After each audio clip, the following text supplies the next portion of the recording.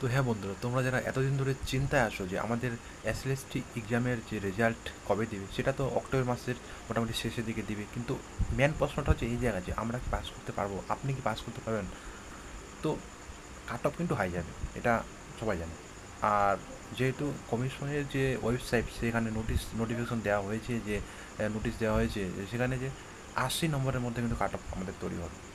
তো 80 নম্বরের মধ্যে সেটা হচ্ছে কি, একাডেমিক থাকবে 10, 10 টিচিং এক্সপিরিয়েন্স, আর 60-এর মধ্যে পরীক্ষা। তো 60, 70, 80, এই 80-র মধ্যে কিন্তু কাট অফ তৈরি হবে। তো সেক্ষেত্রে কিন্তু তোমরা যারা ভাবছো যে আমার তো 49 বা 50 আসছে, বা 51 আসছে, বা 48 আসছে, তো সেক্ষেত্রে যদি তোমাদের একাডেমিক নম্বরটা যদি, আমি ফ্রেশারদের কথা বলছি, যদি একাডেমিক নম্বরটা যদি 10-এর মধ্যে 10 পাও, অর্থাৎ যদি ফার্স্ট ক্লাস থাকে তোমাদের গ্র্যাজুয়েশনে, তাহলে কিন্তু একটা প্রফিট মিলছে।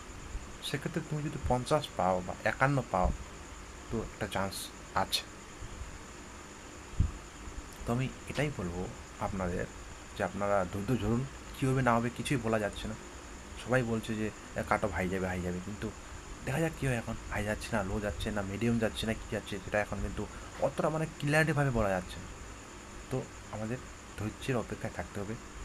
আর বেশি দিন নেই, রেজাল্ট আশা করি কিছুদিনের মধ্যেই, কিছুদিন পর অক্টোবরের শেষের দিকে মোটামুটি পাবলিশ হয়ে যাবে। তো তখন সমস্ত টেনশন দূর হয়ে যাবে। তো thank you all of you, এবং গুড নাইট।